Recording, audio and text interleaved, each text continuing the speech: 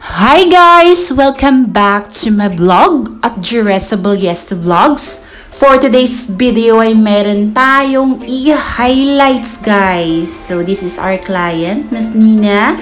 So actually habang ako ay may gagawing highlights ay may isang batang makulit. Ayan, nagsamok-samok sa kuad hindi ginaubura. Kaya you know her yaya is day off. So dinala namin siya dito sa salon dahil walang magbabantay sa kanya sa bahay guys. So ayan, paano ako makapagtrabaho ng maayos ay may batang makulit dito. And yes, Balancer by Wars Hair Products. Gagamitin natin itong pang brand protect while nag-bleach tayo sa kanyang hair guys. So nag-mix lang tayo ng bleaching tapos naglagay tayo ng 6% oxidizing tapos 5 ml ng pH balancer. So ayan na guys, nag-teasing and weaving na tayo sa kanyang hair. So dito tayo nag-umpisa sa kanyang nape bottom area parts. Then, gumamit na rin ako ng foil. So, nag-start tayo ng foliage. So, yung foliage techniques na tinatawag ay ginagamitan natin siya ng foils. So, para makulob natin yung binibleach natin. At alam nyo ba guys, na isa sa pinakamahirap na gawin ay yung nagpa-blackening tapos ibabalik sa blonde. Nako, grabe yung brainstorming na gagawin natin dyan. Kasi alam nyo, sobrang hirap talaga i-leave yung nag-blackening. Lalo na sobrang itim ng buhok guys. Ang kapag pa-blonde lang talaga ay yung bleaching. So, kailangan natin siyang i-bleach guys. So, yung history nga na kanyang hair ay rebonded nga. Tapos, ayan, kinulayan niya ng black. So, napakahirap for me na gawin to guys. Pero dahil nga meron tayong mga ginagamit na mga treatments, meron tayong ginagamit na mga pangmalakasan nating mga products, so why not na kailangan natin ma-execute ito ng maganda yung hair niya na hindi nasusunog or hindi man lang nag-brittle or hindi man lang nalagas yung kanyang buhok guys. So, ayun na guys, nagtitis na tayo at nag-a-apply na tayo ng bleaching sa kanyang hair. Tapos, ay, so, please stay tuned lang kayo at manood lang kayo at para makita nyo yung pinaka-resulta ng kanyang buhok guys. So, sa mga beginners dyan, mga learners ko, maraming salamat sa suporta nyo guys. Lagi kayong nanonood sa mga vlogs ko, lalong-lalo na sa aking YouTube channel. Maraming salamat sa pag-subscribe, sa pag-follow sa aking Facebook at TikTok account. So, sana marami kayong natutunan at marami kayong mga ideas na kukuha para ma-adapt nyo sa mga client nyo dyan guys. So, ayan, within 45 minutes, ayan na yung naging resulta niya guys sa 45 minutes na binabad, hindi pa rin siya nag-lip.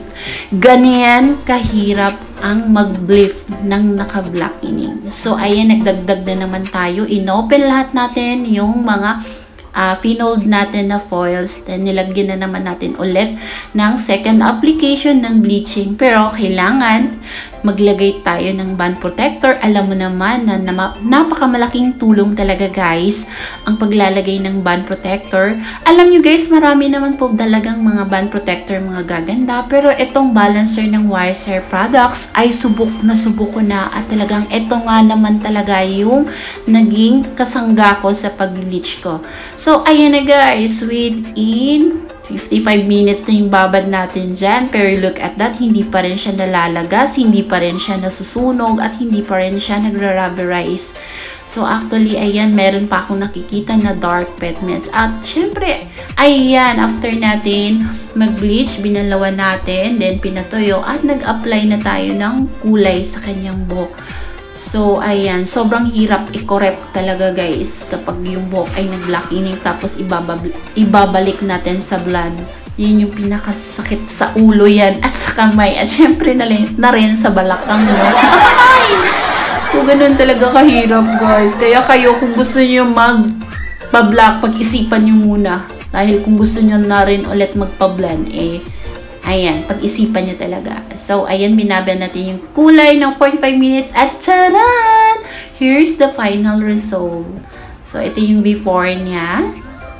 So, napakamalaking transformation yung nagawa natin sa kanyang hair. At kitang-kita, happy naman si Ma'am Nina sa naging result ng kanyang hair. At finally, nawala na rin yung mga black dyan. Pero although not perfectly na hindi natin siya napantay maigi yung sa ilalim kasi sobrang hirap na. At talagang iningatan ko yung strands niya na hindi magabok or madurog. So, ito naman yung hair niya, guys, sa kanyang likuran. So, kinurl ko na rin yung kanyang hair at charan, sinuklay ko na. At ito na yung naging outcome ng kanyang frontal side. At nakita natin yung dimensional sa kanyang frontal side dito sa my French area. So, look at that. Bagay na bagay sa kanya yung look niya. At naging sa kanyang compatible sa kanyang skin yung look niya, guys. So, look at her hair. Sobrang ganda na. At ayan, sobrang happy ni Miss Nina. Para siyang si Jet Li, no? Yung sikat na motovlogger. So, ayan na yung naging itsura ng kanyang hair sa kanyang likuran. Dito sa outdoor to, guys, sa outdoor niya yan. Yes, yun yung naging outcome. So, sobrang ganda niya ng kanyang hair. So, sana naman natuwa kayo at nasihan kayo sa vlogs na to. At syempre, thank you for watching, guys. And please follow my page, subscribe my YouTube channel. Maraming salamat sa panonood nyo, guys. God bless you all. Mahal na mahal ko kayo ng mga followers and bashers ka. God bless you all and bye-bye. Thank you so much.